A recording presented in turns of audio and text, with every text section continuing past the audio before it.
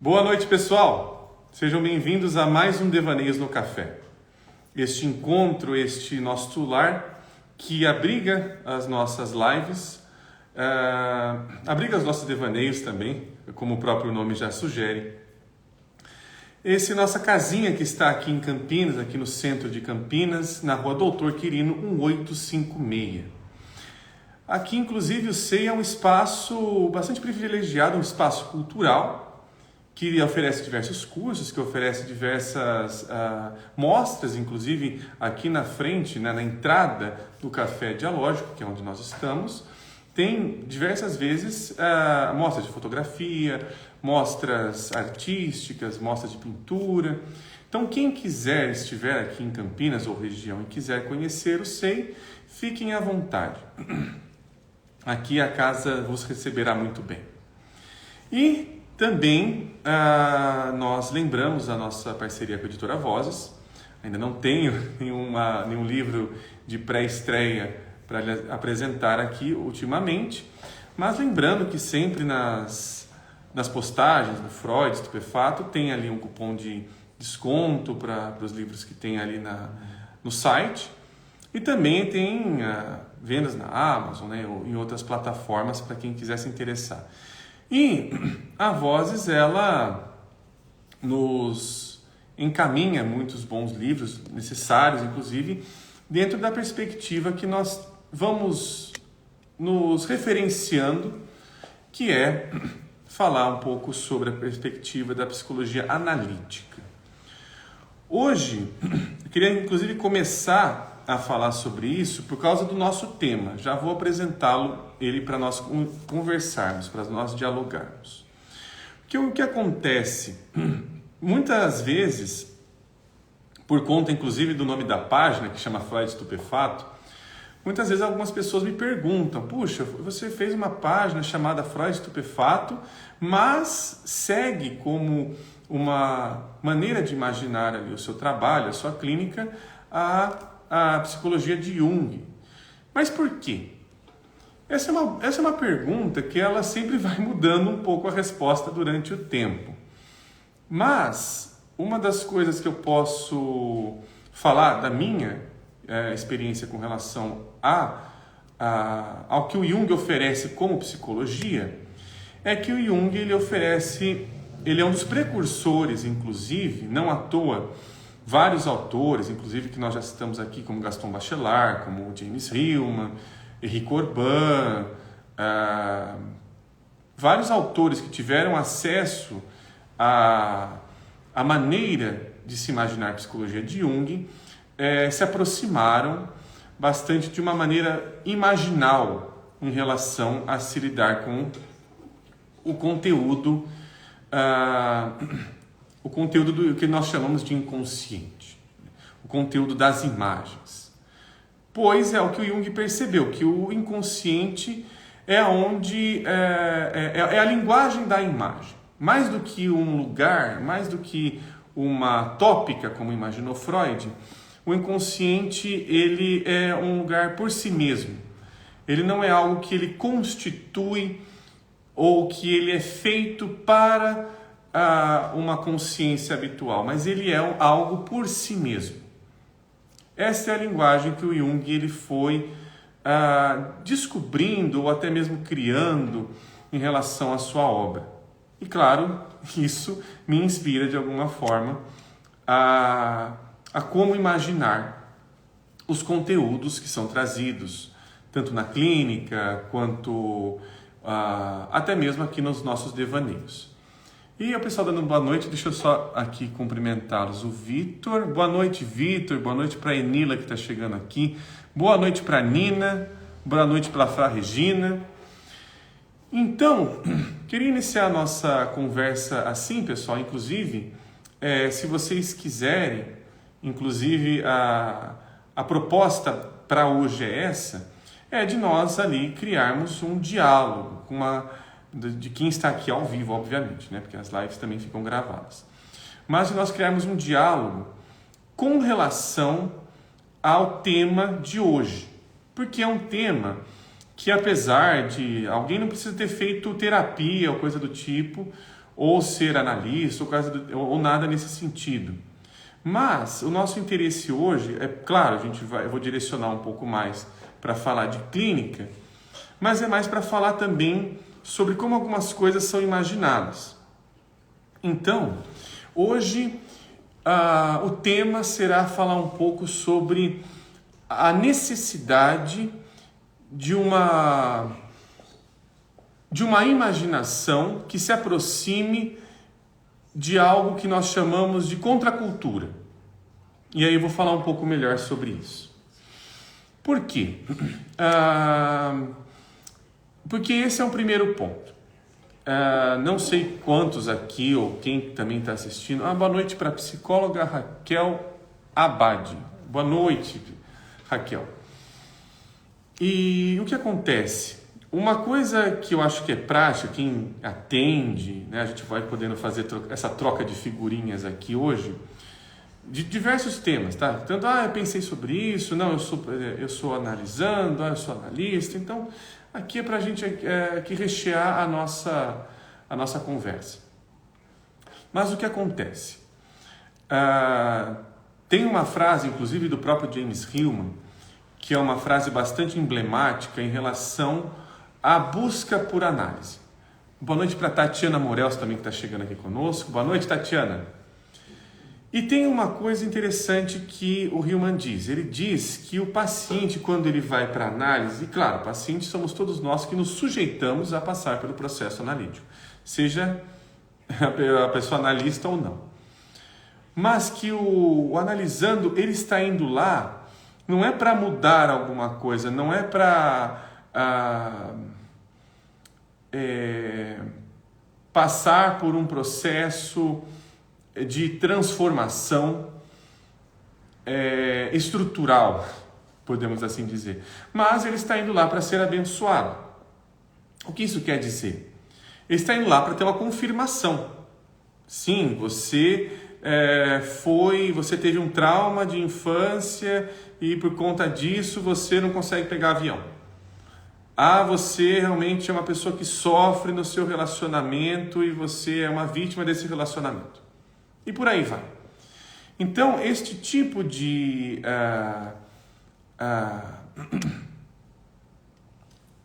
procura em relação a uma psicoterapia é frequente, é constante. Até mesmo quem faz análise aí por anos, procura em algum momento ter um lugar de, poxa, será que é isso aqui mesmo? Claro, não desvalorizando nem um pouco em relação a isso. Às vezes nós precisamos encarnar um personagem para sair dele. Porém, a proposta de uma análise, a proposta de uma psicanálise é vamos perceber quem é que está imaginando isso, quem está encenando isso. Porque isso se trata de uma ideia. Quem imagina essa ideia? Então, dentro da proposta do Jung, que é o que eu comecei a falar aqui hoje, o Jung ele entendeu o seguinte, claro que de uma forma bastante ainda muito pioneira em relação a essa concepção, mas dentro da nossa cultura é um pioneiro que foi contra a cultura. Inclusive, a própria ruptura com o Freud que ele teve, que a gente já comentou aqui em algumas lives, mostrou a necessidade do próprio Jung dele seguir uma outra base em relação ao imaginário. Ele entendeu que o mais profundo do imaginário nosso não vem de uma perspectiva pessoal, ou seja, não é fruto da minha história pessoal, não é uma causalidade, não é uma coisa que, puxa, eu passei por isso, então eu sou isso, porque isso é uma maneira progressista de se pensar. Claro, o Freud tem uma base dessa, tem uma concepção em relação a isso, só que ele não fica só nisso também, tá? Não dá para ficar tacando só pedra no Freud, que então, inclusive, é um dos pioneiros que se interessa pela linguagem do inconsciente. Boa noite para Kathleen Vitória, que está chegando aqui conosco também. Mas o que o Jung percebeu é que ele precisava dar um passo diferente do Freud. Diferente não quer dizer melhor, não quer dizer maior, não é esse qualitativo. Quer dizer, eu tenho uma outra coisa que também é importante. Foi isso que o Jung percebeu. Ou seja, não descaracteriza e não invalida a teoria freudiana, mas traz uma concepção de é isso aqui também, mas não só, não apenas. Isso aqui também está circunscrito por outras coisas. Boa noite para a Valéria que está chegando aqui. Então o Jung é um autor contracultural.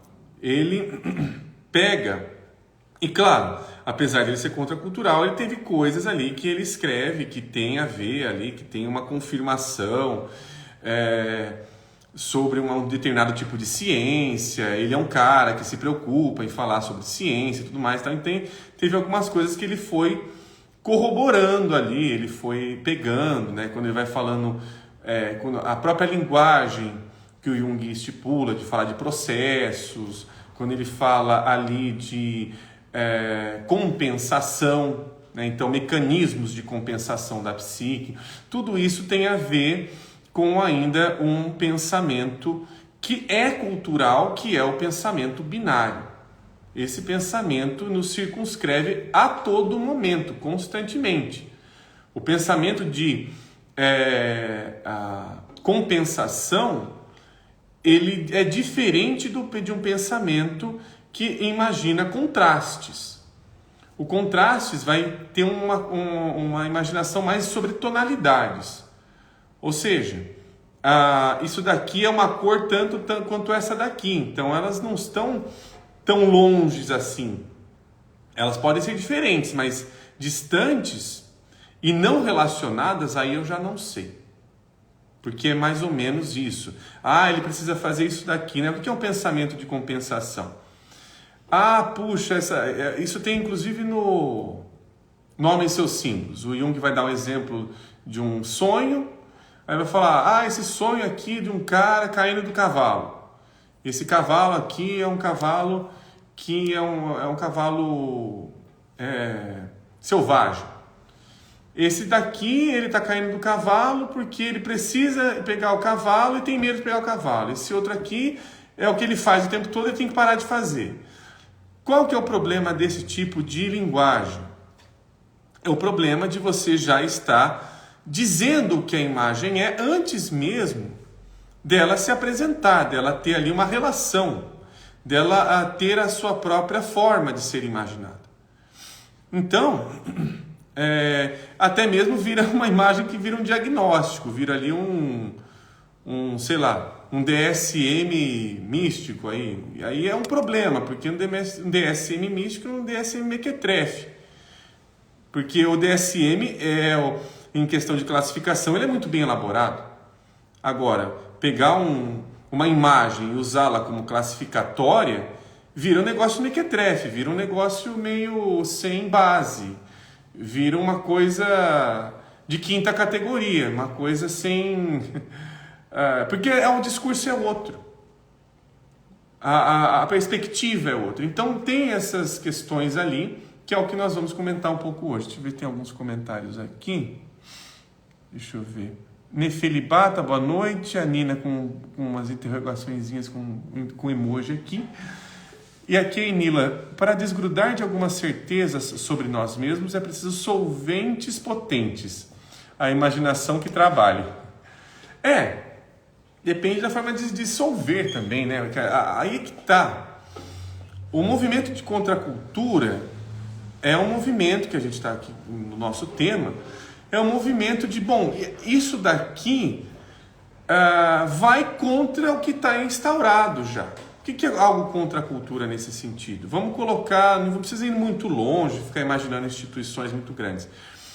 Mas a gente pode imaginar, por exemplo, uma família, que é uma instituiçãozinha menor ali. Tem lá umas 3 pessoas. Esta concepção, né? Pelo menos aqui estou colocando uma tríade para complicar um pouco a situação mais.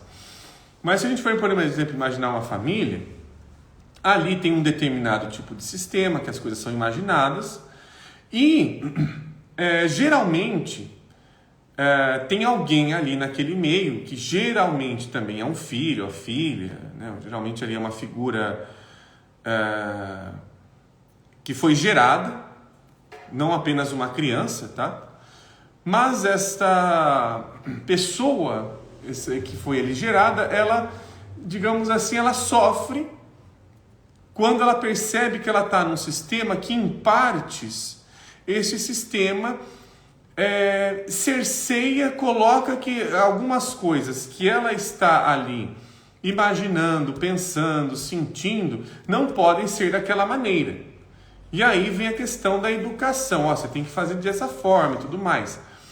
A questão é, apesar disso ser necessário para o que nós chamamos de ego, isso vai contra uma necessidade da própria imaginação de se conhecer, de conhecer a si mesma, de se colocar como sujeito próprio da própria ação.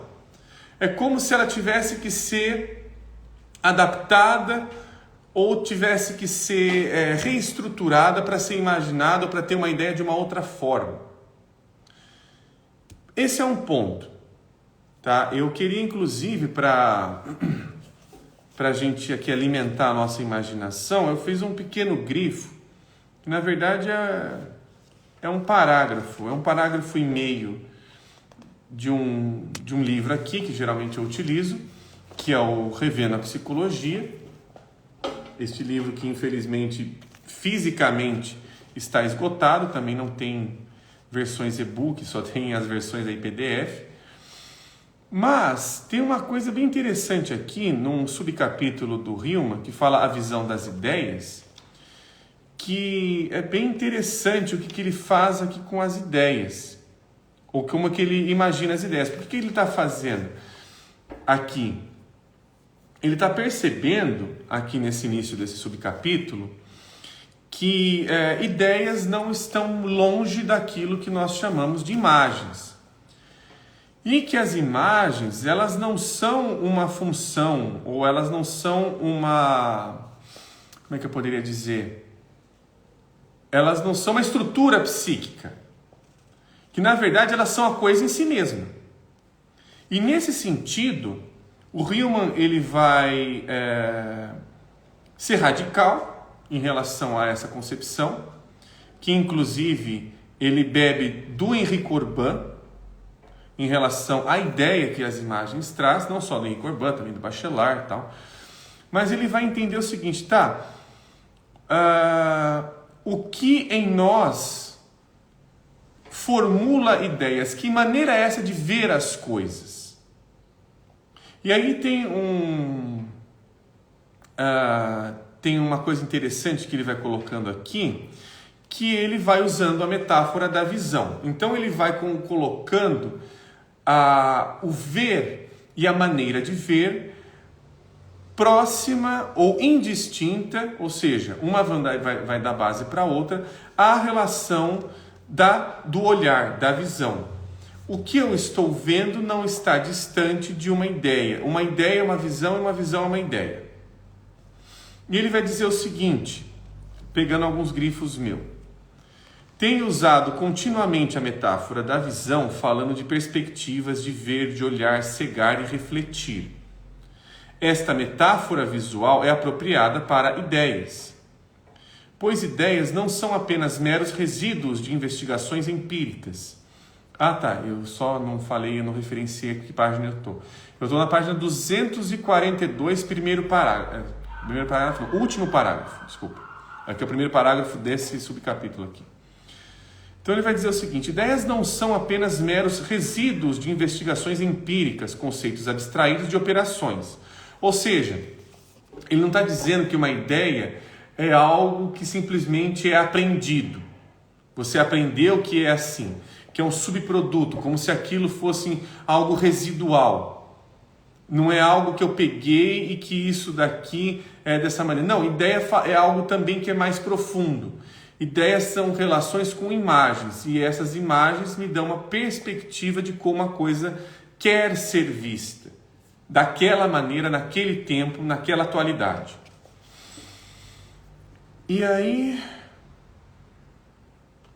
deixa eu ver onde eu parei. Tá, dá para vir até aqui. Elas não são, as ideias, tá? Elas não são como Locke. Locke é um filósofo lá da Idade Média. Eu acho que ele o Locke, John Locke. Eu não vou lembrar se ele é contemporâneo do Descartes, mas é mais ou menos por essa época aí. Elas não são, como Locke acreditava, achadas em coisas específicas. Não são a razão das ou nas coisas, como pensavam Aquino e Hegel. Nem precisamos tomar as ideias como as categorias inatas da razão de Kant, princípios fixos pré-determinados de toda a experiência psíquica. Ou seja, ele está colocando que aqui as ideias não têm... que ele está limpando um pouco as ideias. O que ele está fazendo aqui está varrendo o campo aqui. Então ele está colocando agora, deixa eu tirar um pouco essas ideias que vocês têm das ideias, para a gente tentar entender o que é ideia de uma forma mais imaginal. O que ela nos traz em perspectiva de alma, que é aquilo que nós produz, se relaciona com imagens o tempo todo. Podemos deixar de lado questões filosóficas, tais como se as ideias são construídas ou dadas, se são induzidas, deduzidas ou abduzidas. Ou seja, está tirando, agora entrando no nosso tema, a questão de que elas são apenas um produto cultural, de um produto que já é dado, já é pronto, como se eu fosse apenas um mero repetidor de algo que eu aprendi. Ele está tentando se aprofundar mais na coisa, ele está tentando se aproximar do seguinte sentido: o que isso cola? Quem que está por detrás disso daqui? Qual que é a ideia? Aqui tem uma pergunta bastante interessante, inclusive um pouco aqui em cima, que essa aqui é uma ideia da clínica, porque eu quero chegar na clínica para a gente discutir sobre essa questão de contracultura. Aqui em cima, no penúltimo parágrafo, ele está fazendo o seguinte: ele faz uma pergunta que é uma pergunta de interesse psicológico, não é um interesse filosófico. Ele está aqui diferenciando para onde a gente vai. E aqui ele faz uma pergunta: na terapia, uma ideia essencial a ser descoberta é qual a ideia de alma o paciente está encenando. Olha o que ele está dizendo. Ele está dizendo, aqui em outras palavras, só para depois eu vou continuar esse grifo, que a ideia já me coloca dentro de um espaço, que é um espaço até mesmo dionisíaco, teatral, mas um espaço de ação. Ele não está mais separando ideia de ação, que é o que a gente costuma fazer. Quando ele coloca essa palavra encenando, ele já está dizendo que isso já tem um movimento em mim, já está produzindo um movimento em mim. Só que, enquanto fica numa questão mais ideal, né, vamos colocar nesse sentido, eu começo a não perceber que a própria ideia já está fazendo uma ação em mim. Já está me colocando num palco, ou me colocando dentro de um lugar onde as coisas ali, né, estão sendo encaradas através de um personagem. Tem um personagem vivendo aquilo. Isso é uma pergunta clínica. Uma clínica que se interessa por uma linguagem menos apolínea, digamos assim. Aqui o Vitor, para a gente conversar, né? Hoje, a proposta é a gente conversar, então vão mandando aí comentários, pessoal. O Vitor: estamos tirando a placenta da ideia para concebê-la. Olha só o Vitor sendo poético aqui. Discurso é caminho. Sim, e eu acho que essa é a questão. Por isso que dentro da própria clínica psicanalítica, quando nós encaramos esta sacada que o Freud teve de talking cure, a cura pela fala, é bem essa questão de quando eu estou falando, eu estou colocando em cena tanto a minha consciência habitual, mas, mais do que isso, os personagens que estão atuantes dentro desse cenário. E que isso faz alguma coisa comigo. Isso tira o meu sono, isso me faz querer gritar, isso me faz querer discutir, não é bem assim. Então, essa animação que está sendo trazida já está na própria fala. Agora, quando está uma fala meio ecoica, né, meio com eco, falando, piriri pororó, eu não estou percebendo, a era em nós não está percebendo ainda toda aquela manifestação fértil que está acontecendo no nível de Zeus. Que Zeus está penetrando diversos outros lugares aí. Então não está acontecendo alguma coisa só conversinha para boi dormir. Se torna uma conversinha para boi dormir se eu estou relatando ou se eu estou tratando as minhas ideias só como um conglomerado de ações cotidianas. Vou lá e vou trazer para a clínica o que aconteceu no meu dia a dia, o que me incomodou e tal. Eu vou ali e vou arrumar isso aqui. O interessante, o olhar clínico é o que está por detrás dessa ideia. Este olhar é o olhar contracultural. A contracultura está em não me interessa tanto o que está sendo dito, mas quem está dizendo isso. Porque quem está dizendo isso é que está imaginando as situações dessa determinada forma. E quando a gente se localiza, quando a gente encontra personagens, quando a gente reflete, quando eles têm uma característica, é mais fácil de você acessar o conteúdo. Se eu estou conversando com uma viúva, se eu estou conversando com uma criança que perdeu os pais, se eu estou conversando com um trabalhador, com um workaholic, a conversa muda de acordo com o personagem. Então não dá para distinguir isso. Agora, a concepção clínica encaminha para que personagem que está falando, porque é isso que o Hillman está dizendo aqui. Se alguém está encenando, alguém está em um personagem. É a concepção que, inclusive, o Hillman vai trazer no livro Ficções que Curam de uma forma muito mais curada, de uma forma muito mais deliciosa, inclusive. É um livro que eu gosto muito, que eu já trouxe aqui. E é um livro que é uma baita de uma inspiração para ter um olhar psicológico para a vida. É um livro que você pode ler diversas vezes, parece que tem coisa diferente ali. Tem comentários, deixa eu lê-los. Deixa eu ir para cima. Aqui. Olha uma frase que a Enila trouxe do Milan Kundera. A vida, por não permitir ensaios, é sempre encenada como pela primeira vez. Sensacional.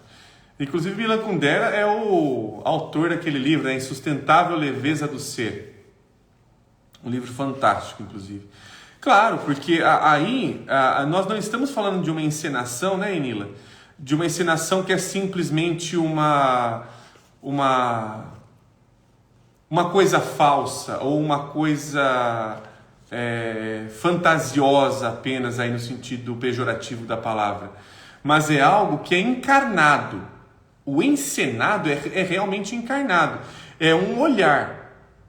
Esta ideia, né, se a gente for relacionar olho, ideia e ferida, todas elas têm uma relação entre si, porque todas elas permitem com que alguma coisa apareça de uma determinada forma.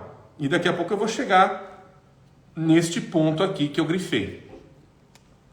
Deixa eu ver mais comentários. E tá, gente, eu tô seguindo que nem devaneios aqui mesmo, tá? Então não tô seguindo nenhuma ordem das coisas, não. Aqui a Enila de novo. Quem cria o roteiro é a alma, mas o ensaio já é a própria vida. Ou até mesmo tudo aquilo, né? Se a gente for ter aquela frase, né? O pensamento é ensaio da ação. A gente poderia até ver que o pensamento e a ação, eles se ensaiam conjuntamente para fazer do próprio ensaio uma forma de se viver. Então, nesse sentido, nada está sendo, entre aspas, ensaiado, mas está sendo experimentado. Não é um ensaio do tipo, não está valendo. É uma experiência do tipo, deixa eu ver que sabor que isso vai tendo, porque é exatamente o que o ensaio faz. O ensaio vai criando o sabor, vai refinando. Temos o tal do sal refinado, do açúcar refinado e tudo mais. Coisas que vão dando sabor a outras, né? Que vão dando ali particularidades de sabor a outras coisas. E aqui, né, voltando para esta pergunta psicológica que o Hillman faz, essa pergunta que vai contra. Por que ele vai contra? Porque pensando psicoterapeuticamente, quem aqui é terapeuta ou, né, já trabalhou com isso, ou seja como for, nós somos ensinados, na verdade, a ficar olhando constantemente para o que é dito. Do dito assim, a pessoa falou que ela está com um problema com a mãe. Então, o problema com a mãe é um problema importante, então a gente tem que ver a relação dela com a mãe. Tá, mas aí a sacadinha que tem aqui, que não é só uma sacadinha, é um ponto de virada, é o seguinte, tá, como é que é esta mãe? Se a gente está falando de uma mãe.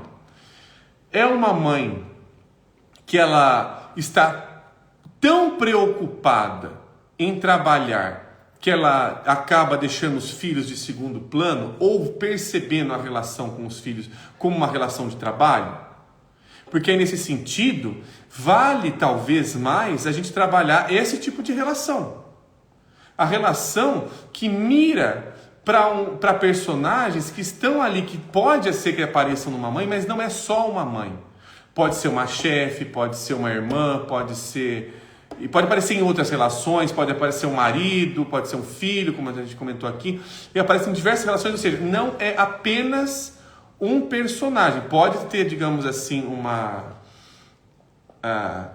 caricatura materna, pode ter ali até um apego maternal em relação a esta imagem, porém, o que está além do dito, contra, vamos colocar nesse sentido do contra, é parece que tem ali alguma coisa me favorecendo para que ações que mirem para uma vida workaholic seja uma vida a ser dignamente vivida. Só que alguma coisa em mim sofre, porque ela está dizendo, olha, você não é só isso, você não é só trabalho 22 horas por dia e 2 horas de sono. E exatamente é esta parte aqui que nos interessa, porque é onde aparece ali um outro personagem dentro deste teatro da vida que ele está sendo colocado muito de lado, mas ao mesmo tempo é ele também participante ativo e não só um mero coadjuvante. Talvez ele seja o próprio protagonista que esteja sofrendo ali. Inclusive, se a gente for pensar até em algumas obras ultimamente, a gente vai vendo diversos coadjuvantes se tornando protagonistas para a gente tendo outras visões ali. O próprio, quem assiste série, essas coisas, acho bastante interessante quererem fazer uma série sobre o Cobra Kai, que é aquela escola de artes marciais ali que perdeu ali pro Karate Kid. Sim, vamos ver o outro lado da coisa. Claro, aí tem toda uma imaginação envolvida, tá? Não estou falando da qualidade da série, mas eu acho interessante vir uma ideia de ver o outro lado. Porque essa é uma ideia clínica muito importante. Que outro lado com que isso se relaciona e não está conseguindo se relacionar? Ou o tempo todo quer colocar o seu discurso num outro e falha miseravelmente. Falha todo dia. Porque a outra coisa está falando outra coisa mesmo. E é difícil a gente fazer essa ponte. Porque a proposta da clínica é vai até lá, não fica trazendo para cá. Não fica trazendo, ou seja, não fica trazendo para o seu mundinho. Vai no mundinho do outro. Vai ver como é que ele é. Vai ver o que ele está fazendo. Porque talvez aí algumas coisas da sua percepção mudem. O seu olhar ou as suas ideias também. Aí, Nila, tomar consciência dos diversos personagens nos insere melhor na história.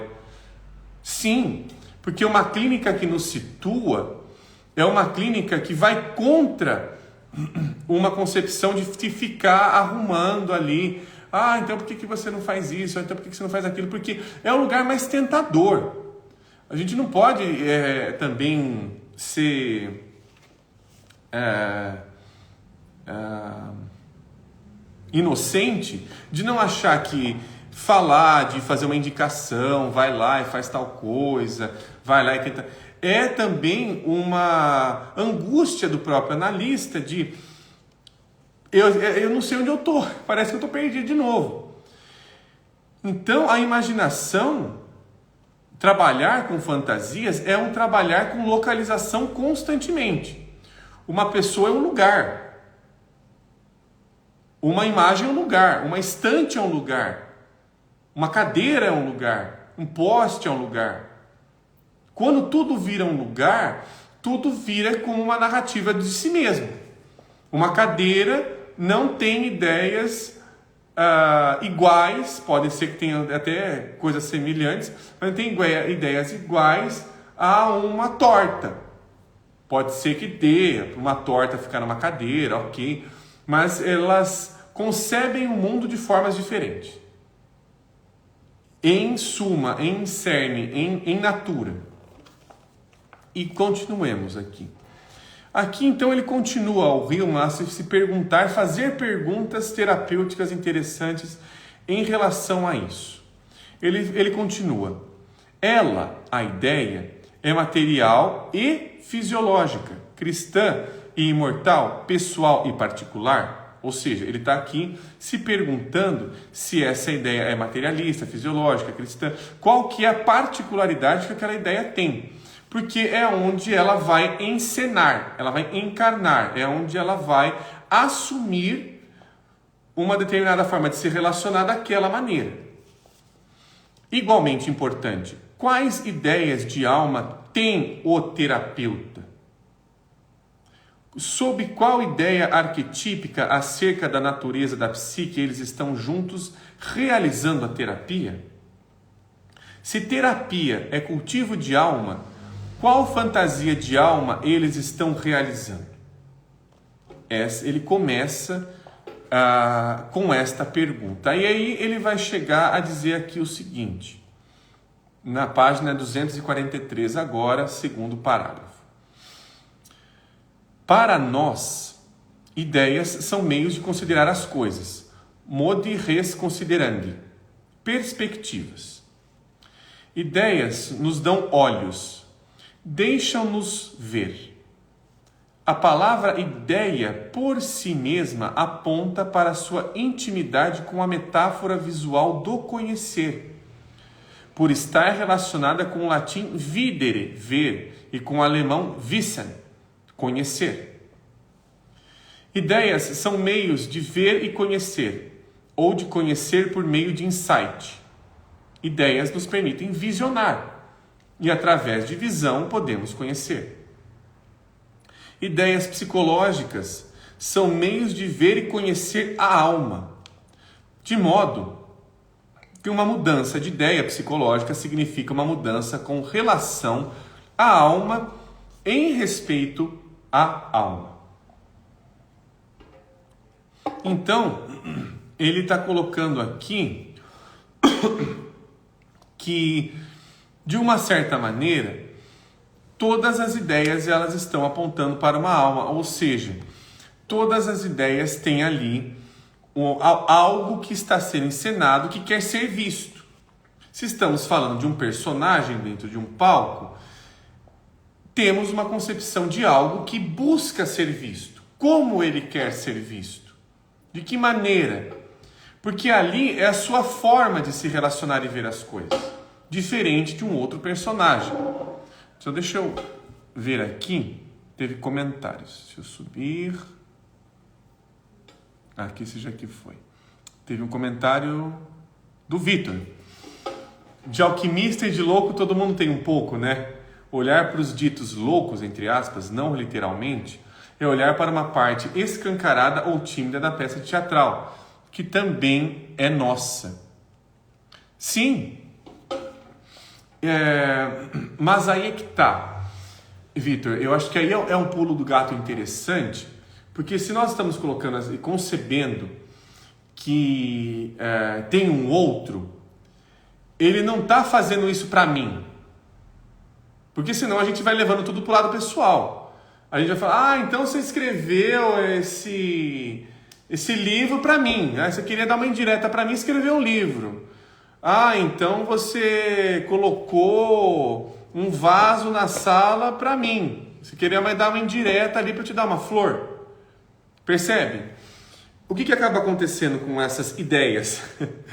Elas acabam indo contra a concepção da própria imagem. Elas se defendem da imagem.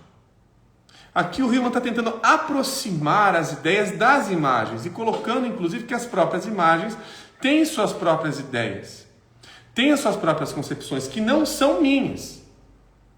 Aí a gente tem que radicalizar um pouco. É da própria coisa em si. Se eu começo a perceber essas relações por elas mesmas, não porque acontece para mim apenas, mas é por ela e de alguma coisa isso me atravessou, aí eu vou ter que fazer um outro movimento, eu vou ter que ver a coisa e não eu.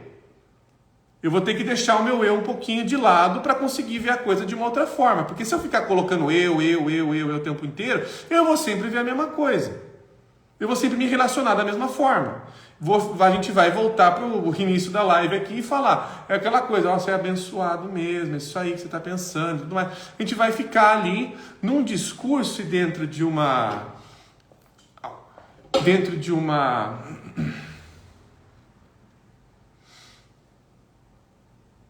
maneira de falar as coisas, de interagir com elas, dentro de uma narrativa que só se interessa em se reforçar. Não, é isso aqui que eu estou falando. Ou seja, ao tentar... Olha o perigo disso. Eu vou dar um exemplo aqui.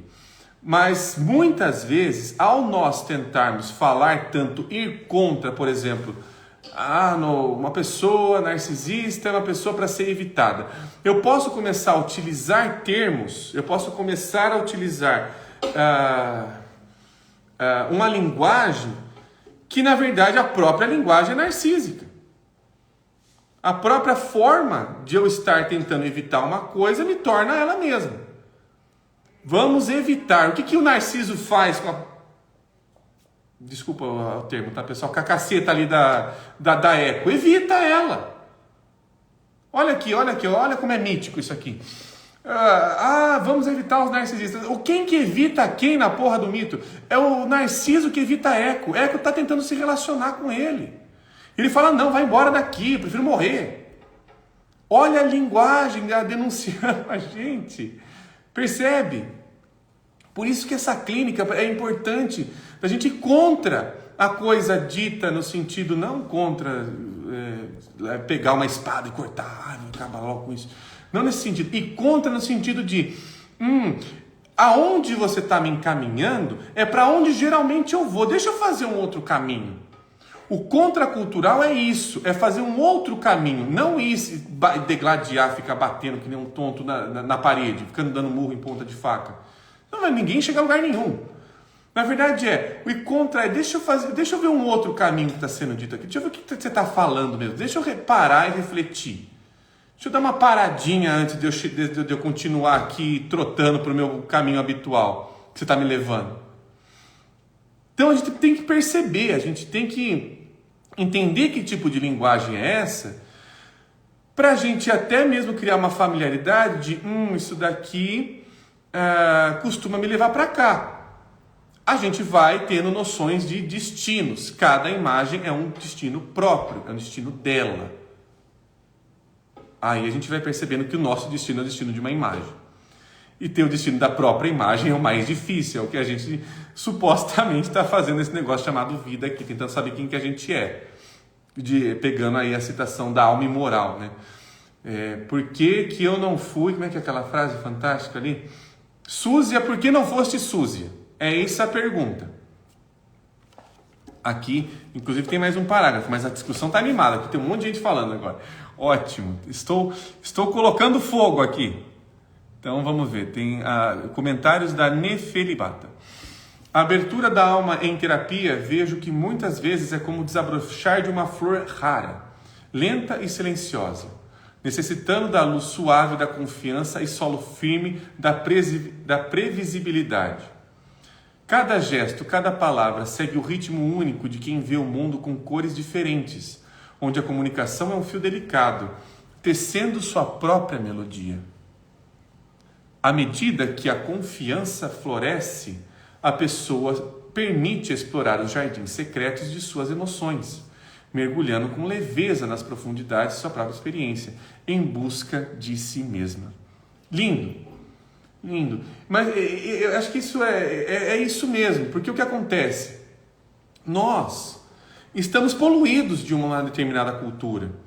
A gente vai sair daqui, vai para casa, vai para, sei lá, academia, vai para um restaurante e tudo mais. Nós vamos encontrar discursos que o tempo todo nos colocam de uma determinada forma, quase que hiperdirecionada, para se ver as coisas de uma certa maneira.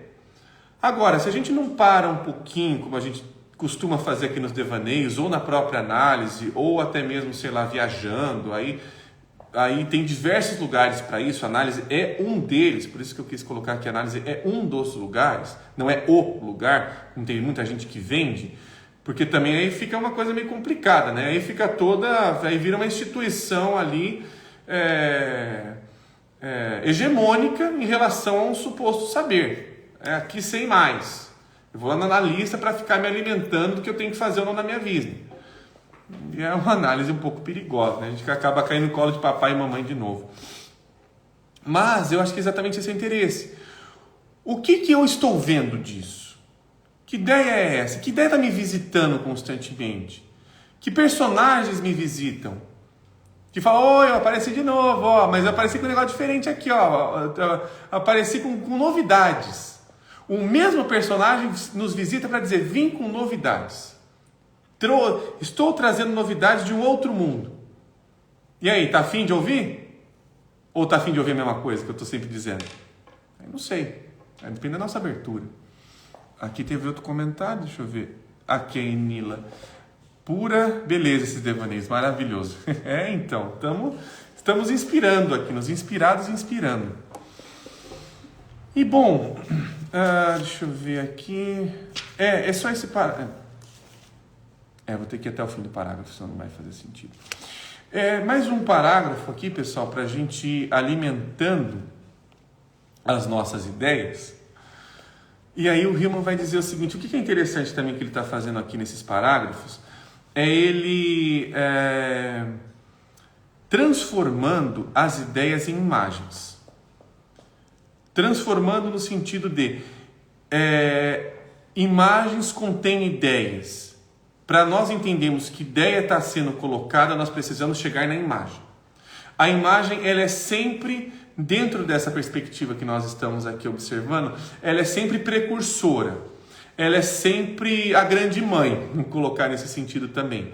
Ela tem essa capacidade de reunir coisas que podem ser gestadas e podem vir a ser, quiçá um dia, como diria o Djavan, alguma coisa. Mas a importância delas é que parte de um lugar. Que lugar que é esse? Aí a gente vai ver aqui. Nossa palavra ideia vem do grego eidos, que significa originalmente no pensamento grego antigo e de acordo com Platão a usou, tanto aquilo que se vê, aparência ou forma num sentido concreto, quanto aquilo por meio do que se vê. Olha a relação. Isto é imagem. Agora ele acabou de pegar a questão da ideia e está falando, ideia é uma imagem. Então, para a gente que quer ter uma imagem mais psicológica, ou melhor, ter uma ideia mais psicológica, nós precisamos nos aproximar da imagem. O que é imagem? A coisa por ela mesma. Uma pessoa, se ela for entendida como uma imagem, Então, ela não é um subproduto de outras pessoas, ou subproduto de uma história de como as coisas aconteceram causalisticamente. Isso, depois aquilo, por isso que eu tenho assim, papapá, pipi. Não, ela tem uma maneira própria de imaginar que está em relação com outras. Quem são estas outras? Que a constituem, que dá base para ela estar sendo imaginada dessa maneira. Isso nos interessa. Vitor, a imagem é uma pausa entre incertezas. Ou até citando Bachelard, Vitor, para a gente dialogar, a imagem é um sonho. E o sonho é um ato, usando a palavra, vou tentar fazer o mais dionisíaco possível aqui agora. O sonho é uma realização de uma encenação. Em qual sentido? O que o sonho está trazendo não é falso, ele está me localizando. Então, aquilo que está acontecendo no sonho não está acontecendo simplesmente para mim, mas está acontecendo em mim. Aquilo não está apenas dialogando ou falando sobre coisas da minha vida cotidiana. Aquilo está interessado aonde eu estou imaginalmente, aonde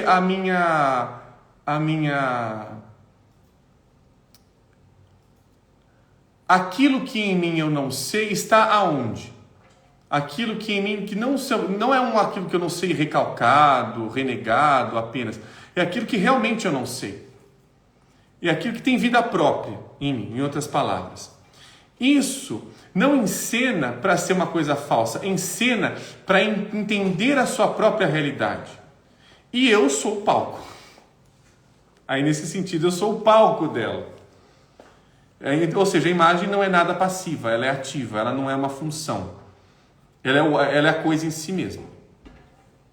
E nisso é que ela é contra a cultura exatamente nesse sentido. Se nós estamos pensando, tudo aqui que eu estou falando é uma questão contracultural, porque eu estou trazendo aqui uma questão de a gente encaminhado a pensar para cá, mas a gente está tentando fazer um caminho outro, até mesmo um caminho reverso. E se ao invés de eu estou pensando a coisa que está me pensando o tempo todo, e eu estou sendo o palco dela, eu estou sendo o cenário dela, eu estou sendo o campo de atuação dela.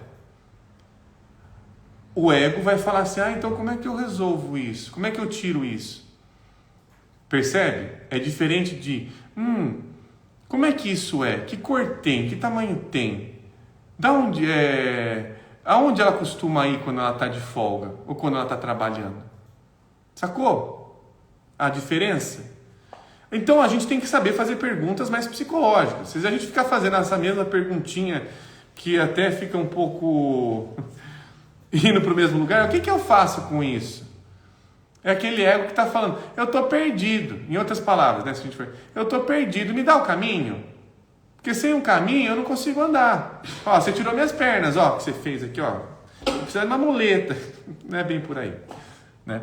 A gente tem que, olha, antes de a gente tentar colocar uma muleta na perna, vamos tentar pelo menos ver o que está acontecendo aqui. Então vamos tentar ali se relacionar com o mundo. E aqui a Tereza, isso faz muito sentido diante dos meus sonhos. Que legal, Tereza. Não sei quais são os seus sonhos, mas eles o tempo todo estão te colocando que você está neles, e não eles em você. Essa é uma outra perspectiva, é uma perspectiva mais radical em relação a como tratar que nós temos realmente um outro. Não é um outro linguístico, lacaniano apenas. É um outro mesmo, é outra coisa. Ele é outro em tudo. Ele é outro na forma de pensar, de sentir, de ter sono. Ele realmente é outro. Ele realmente toma, fala, isso aqui tá nos meus domínios, então aqui eu estou com sono disso aqui. Então a proposta é trazer esse outro para cá, vem cá e conversa com a gente aqui, porque senão você vai continuar cada vez mais inconsciente, cada vez mais distante e atuante, porque é uma coisa ativa. O que é mais ativo em nós senão as fantasias, que são tão autônomas, que a gente parou e começou a perceber que é uma fantasia. O Descartes não entendeu que o racionalismo dele era uma pura fantasia, e queria ali tentar achar um método para, isso aqui, né, estou pensando. Tá, mas quem está pensando por você? Aqui, então, continuando para a gente não perder o parágrafo, daqui a pouco a gente está até terminando já. Olha só como a live correu hoje. Então, nós as vemos, né? Nós vemos as ideias e vemos por meio delas. Ideias são tanto a forma dos eventos, sua constelação neste ou naquele padrão arquetípico, quanto o modo que torna possível nossa habilidade de ver através dos eventos seu padrão. Através de uma ideia, podemos vê-la passando diante de nós como numa parada. Uma parada, aquelas paradas que tem na rua, sabe? Vai passando. Então ele está colocando aqui como algo que é realmente que se move por conta própria. A conexão implícita entre ter ideias com as quais ver e ver as próprias ideias sugere que quanto mais ideias tivermos, mais vemos. E quanto mais profundas forem, mais profundamente vemos. Isso também sugere que ideias engendram outras ideias, gerando novas perspectivas para vermos-nos e para vermos o mundo. Ou seja, em outras palavras, aqui ele vai continuar, tá? Mas em outras palavras, o que ele está dizendo aqui?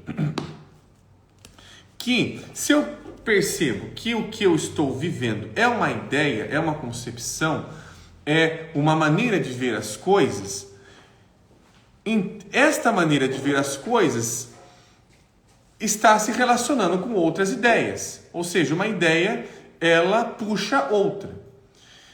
E a partir do momento que há uma percepção de que essa ideia, ela também tem uma personalidade própria, ela tem uma característica própria, ela tem uma cara própria, eu percebo quem está tendo as ideias. Ou seja, eu percebo, é uma percepção dupla. Ver e quem está vendo são indissociados. Mas nós às vezes estamos tão preocupados em o que estamos vendo, ou melhor, a forma como estamos vendo, ou de que maneira nós devemos ver, do que se preocupar e ver como é esse personagem. Então, quando a gente narra o personagem, beleza, então me descreve quem que é. É uma mãe. Ok, me descreve essa mãe. É uma mãe que é preocupada, assim, assim, assado. Então, esse personagem vai ter uma característica que não fica só numa mãe, não fica só no marido, não fica só num primo que veio me visitar e veio consumir as coisas da minha geladeira. Vem ali também uma narrativa de um outro que assumiu naquele instante uma forma de uma mãe, uma forma de um primo e por aí vai, mas faz isso comigo constantemente muitas vezes. Ou melhor, faz isso em mim constantemente e eu talvez não esteja enxergando. Então o movimento vamos tentar fazer o caminho de olhar e ter interesse por esse personagem, porque talvez aí eu consiga perceber aonde eu e ele aparecem de uma maneira mais alquímica, como uma troca. Está sendo feita ali uma troca equivalente. Porque dentro do princípio da alquimia, toda a troca é equivalente. Não estou trocando uma coisa pela outra. Eu estou dizendo que esta coisa equivale a outra assim. Por isso é a troca equivalente. Então, a questão de contracultura hoje é exatamente da gente perceber essas relações neste tipo de troca específica, trocas equivalentes, que não são trocas mercantilistas, que não são trocas capitalistas, que é como a gente costuma fazer. Vou lá, compro tal coisa e beleza. Não, a troca equivalente você precisa doar uma parte sua para que ela se relacione com uma outra, ou para que ela evoque ou se transforme também numa outra. Aí é um pouco mais complicado, né? Porque quem que quer perder a quantidade de chumbo que tem para ganhar uma graminha de ouro? Eu não sei. Aqui é para a gente refletir. Bom, pessoal, estamos chegando ao fim. O nosso devaneios foi realmente um devaneios. E agradeço enormemente a presença de vocês, aqui a Enila. Belas imagens se apresentaram nesse palco de devaneios hoje. Muito obrigado, Enila. E aqui é que a gente vai fazendo, aqui a gente vai costurando, a gente vai tecendo as nossas ideias aqui, né? Pegando a linguagem de hoje. Foi lindíssimo. Muito obrigado, Nefeli Bata. Então eu estou muito feliz da gente ter conversado aqui. E, né, a gente vai, conforme vai inventando aqui as nossas ideias, as nossas concepções. Agradeço muito ao pessoal que está aqui participando conosco ao vivo e também ao pessoal que nos vê da forma gravada, tanto no YouTube quanto no Spotify.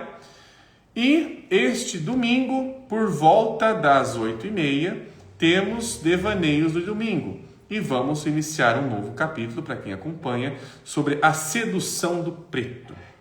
Vai ser um capítulo bem curto, é um subcapítulo da cor da não cor, mas um capítulo bastante interessante e bastante provocativo também, que o Vilma está trazendo lá.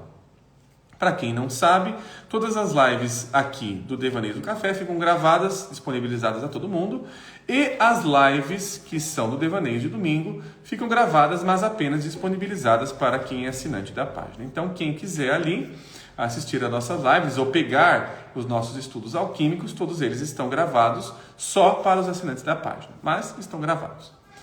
Então, pessoal, agradeço muito aqui o Vitor. Boa noite, pessoal. Que imagem siga com uma fogueira de amor e guia. Que é uma imagem de fogueira mesmo, viu, Vitor? Porque a imagem da fogueira é uma imagem que reúne. A gente está aqui se reunindo para nós nos esquentarmos na nossa fogueira psíquica aqui. Boa noite para Artelp. Eu não sei o nome, eu acho que é Artelp aqui o perfil. A sedução do preto, que é o nosso boa noite, que é o nosso tema. É o nosso tema de domingo, tá? Do Devaneios de domingo. Então, temos 2 devaneios aqui. Então, agradeço, pessoal, a colaboração de todos e nos vemos quarta-feira, para quem acompanha aqui os Devaneios do Café, e nos vemos domingo, para quem acompanha os Devaneios de domingo, que acontecem quinzenalmente, inclusive. Aqui os Devaneios do Café acontecem semanalmente. Então, até lá, pessoal. Tchau, tchau.